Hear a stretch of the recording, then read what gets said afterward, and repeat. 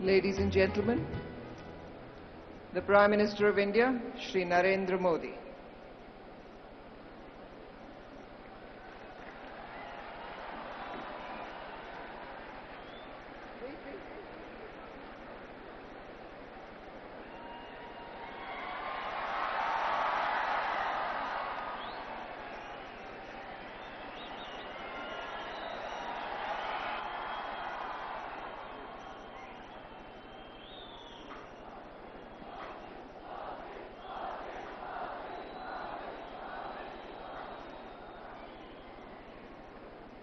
Good morning, honored guests, dignitaries, ladies and gentlemen. On behalf of the Indian Science Congress Association, in collaboration with Sri Venkateshwara University, Tirupati, I'd like to welcome you all to the 104th Indian Science Congress 2017 on the theme Science and Technology for National Development. The Indian Science Congress Association was established in 1914 to promote science in the country through its various activities, including this annual Science Congress, which brings together eminent scientists, administrators, policymakers, Nobel laureates to give an impetus to science studies and activities in India and draw up a roadmap for scientific collaborations in the future. This year, a mega science exhibition, a Women's Science Congress, and a Children's Science Congress has also been organized. We are very honored on this occasion with the presence of the Honorable Prime Minister of India, Shri Narendra Modi ji, and I request Professor D. Narayan Rao, General President, Indian Science Congress Association, to welcome him with a bouquet of flowers.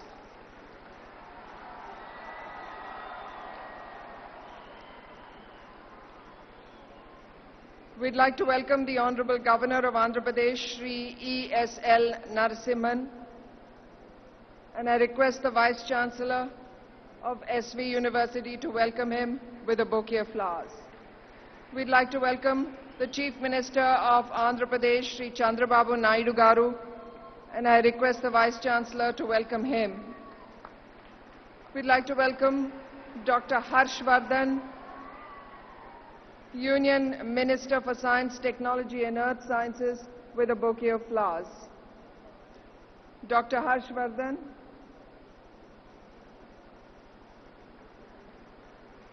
And we'd also like to welcome Shri Y.S. Chowdhury, Union Minister of State for Science, Technology and Earth Sciences.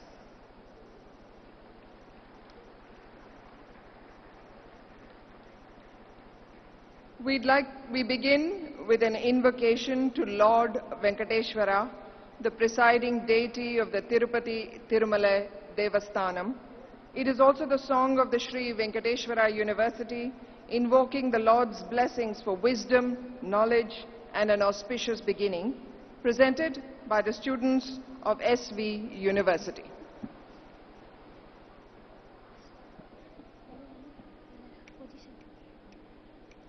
ज्ञानं संयगवेक्षणं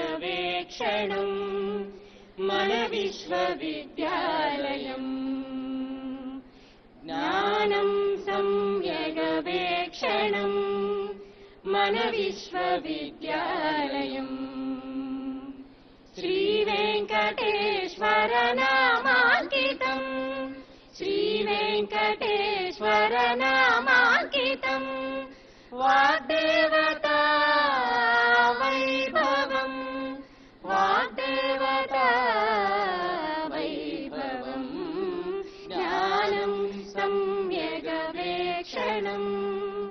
मनविश्वविद्यालयम् అన్ని కళలకు నెలవు అన్ని చదువులకిరవు ఆత్మోన్నతికి ఇది సాధనాలయము అన్ని కళలకు నెలవు అన్ని చదువులకిరవు ఆత్మోన్నతికి ఇది సాధనాలయము ఎల్లకాలము వెలుగు జ్ఞాన దీపము ఎల్లకాలము వెలుగు జ్ఞాన దీపము ఇది జాతి ప్రగతికి రాజమార్గము ఇది జాతి ప్రగతికి రాజమార్గము జ్ఞానం సమ్యగవేక్షణం జగవేక్షణం మన విశ్వవిద్యాలయం ఆదర్శ గురుకులము ఆరామ పరివృతము ఆదర్శ గురుకులము ఆరామ పరివృతము సంస్కృతికి మందిరము సత్శీల వర్తనము సంస్కృతికి మందిరము సత్శీల వర్తనము సంస్కృతికి మందిరము సత్శీల వర్తనము జ్ఞానం సంయగవేక్షణం మన విశ్వవిద్యాలయం మన విశ్వవిద్యాలయం మన విశ్వవిద్యాలయం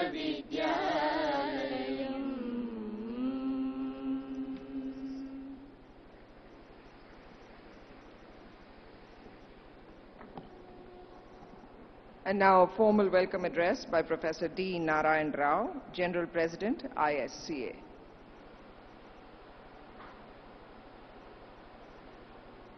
I am greatly honored to address the distinguished gathering of the 104th Indian Science Congress. As General President of the Indian Science Congress Association, it's my proud privilege to welcome our chief guest, the Honorable Prime Minister of India. As an intellectual, Sri Narendra Modi ji is attracted by the aesthetic beauty of science, and as people's leader, he is greatly attracted by the technology and the promise it holds to transform India. The Prime Minister has a vision and mission to transform India through science and technology. I heartily thank our beloved Prime Minister for kindly consenting to inaugurate the Science Congress.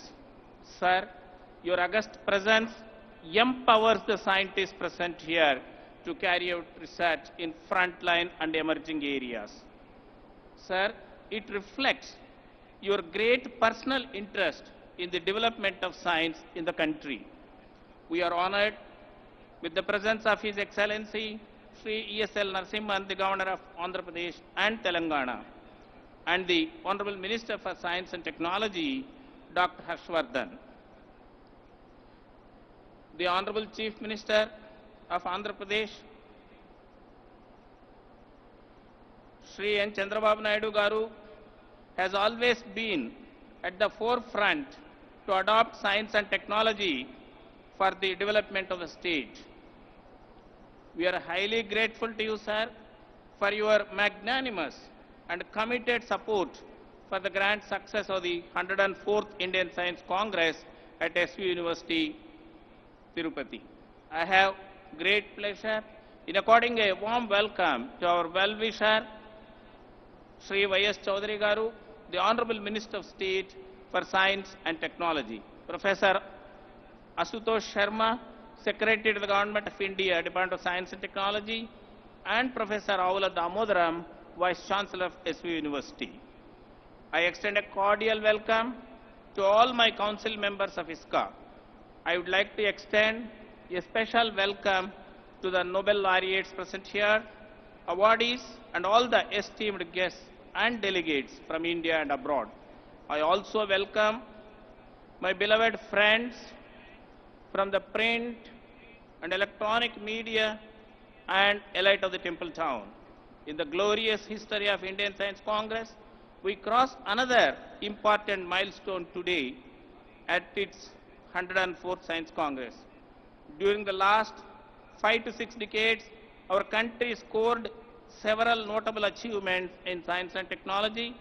India is designing, developing, and launching world-class remote sensing and communication satellites. These communication satellites have brought out a sea change in our communications. One of the recent defining moments of the country has been the successful launch of Mars orbiter mission, the Mangalyaan. During the recent cyclones in Odisha, Andhra Pradesh, and Tamil Nadu, we received accurate forecasts of the landfall points that were more accurate than the forecasts given by the international forecasting agencies. It is also a fact that India is a global player in IT, pharmacy, and biotechnology. Due to the bold and forward-looking initiative of our Honorable Prime Minister Sri Narendra Modi ji in respect of US nuclear deal, the huge boulder that was blocking India's nuclear path has been cleared, which is acclaimed as a perfect agreement. Let's give a big applause. Most important is the deal's impact on India's self-confidence and its image abroad. India is clearly recognized as a power that has arrived on the world stage. India is doing exceedingly well in science and technology, especially in the mission-oriented programs. However, this is not to say that all is right with the Indian science and technology system. Chronic underfunding and understaffing for research and development for a country of this size is an issue of great concern. It may be necessary to redefine the role of scientific community in terms of their contributions towards national development in the current context of globalization and contemporary societal needs. Even as we introspect, criticize, and analyze to improve our working systems, the positive elements which I mentioned earlier should not be lost sight of.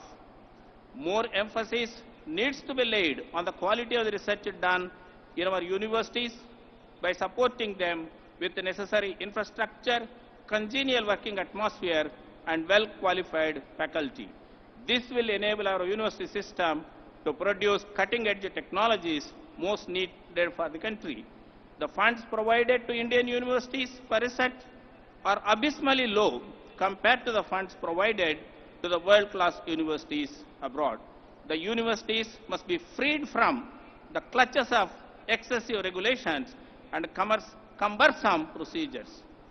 As we speak of ease of doing business in India, we need to pay equal attention to the ease of doing research and development as well. Due to the efforts of Sri Chandrababu Naidu Garu, Andhra Pradesh is now #1 state in doing the ease of business in the country.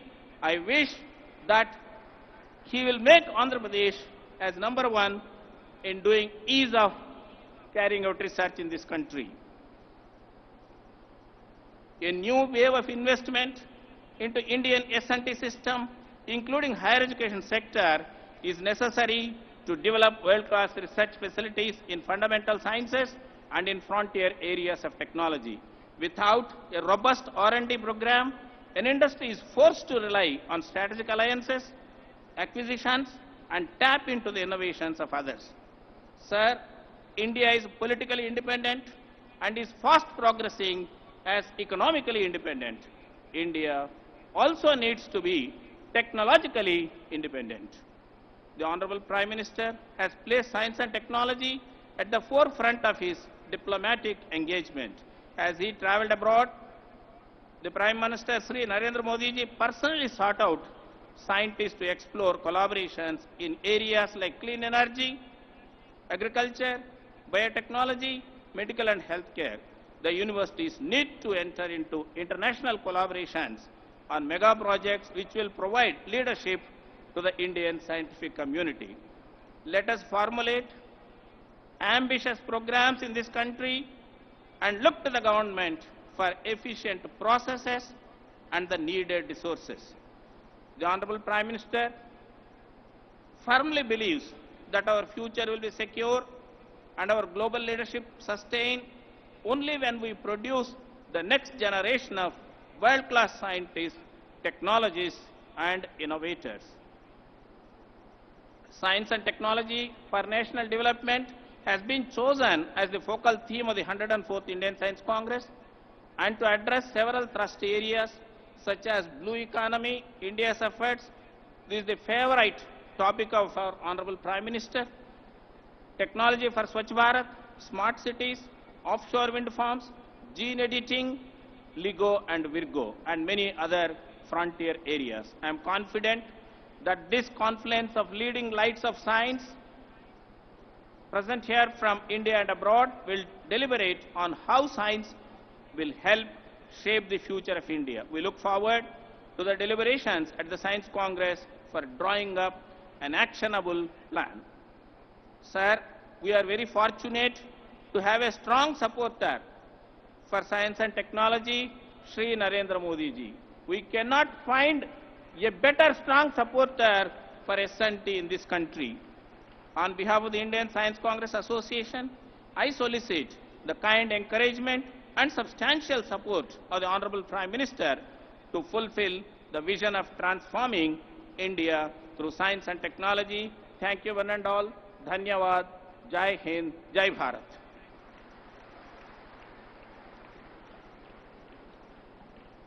Thank you, Professor Narayan Rao.